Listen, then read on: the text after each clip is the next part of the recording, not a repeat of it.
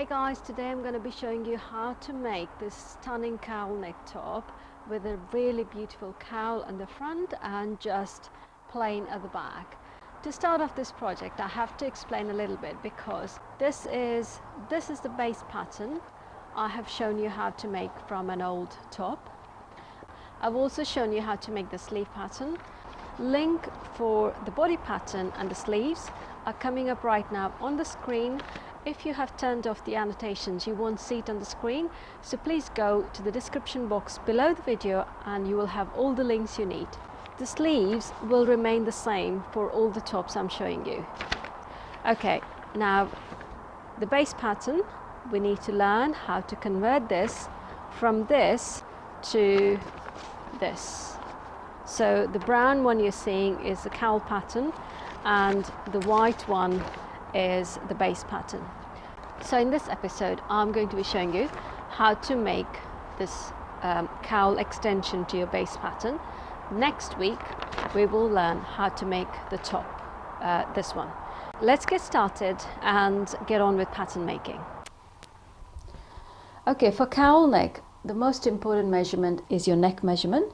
So I'm using, just so that you know, I made this top in one of my previous videos. You can measure one of your well-fitted tops, and you need to measure from the tape, not like usual, this is different. So you need to take your tape around and see what is the neck depth you want, because we are not going to cut the fabric, because your straight fabric is going to fall into your neckline to create the cowl.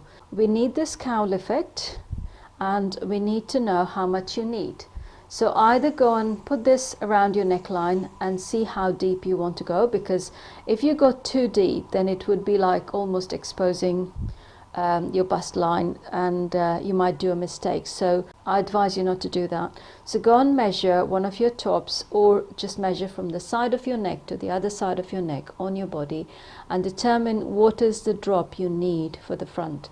So mine's comfortably coming up to about 20 inches. We've already seen in the video in the beginning that how deep it was. So I'll take it as 20 inches. Now we don't draft pattern on flat, we draft pattern on a fold. So fold this into half and that comes to about 10 inches, or this is approximately about 25.5 centimeters. Okay.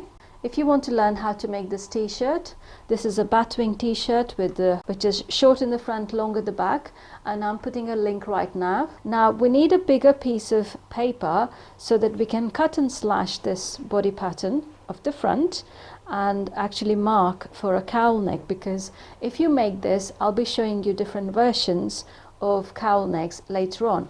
Well, as you can see, I recycle everything, literally everything, and this is just a shopping bag and I'm going to cut it open to use it for my pattern piece. Can you see how big a paper I got from this little bag? I'm going to cut this handles off and basically I'll just go ahead and iron this. Turn off your steam on the iron and just go and iron it flat. There's my brown paper that I have attached, and I have also attached another piece of white paper at the edge, because we might, when you watch through this process, you will understand why. Now this is the base pattern, so we need to make some marking on this. We need the cowl effect to fall just on your bust line, and we don't want to fall on the waistline because waist need to be still fitted. So we need to make some markings like this. So there's no measurement as to because this is approximately just below your bust line. So if you want measurements from your high point shoulder, this would be about 11 inches. So 11.5 inches from here to this point here. So I'll just make some straight lines like this. If I can show you in the close-up, that's how I've made the markings, and there's no measurements for this one. So basically go and cut this. You need to wash this really carefully. I have made kind of slash marks, and if I just open it up on each one of them, so you can see what I've done. And from the edge to there it's 10 inches, which is half of my neck drop. And I have also made a little notch mark so I don't have to keep measuring again and again. Now I place this, the beginning of the tip of my shoulder onto there, and then I put a little sellotape, and now I come back and adjust the center fold into the beginning of this fabric, like so, and then almost like this is, just don't worry about how this sits. As long as you have this line, you're going to be fine. So do that and just go and sellotape. Okay, so we just go ahead and cut that, and that's our pattern ready.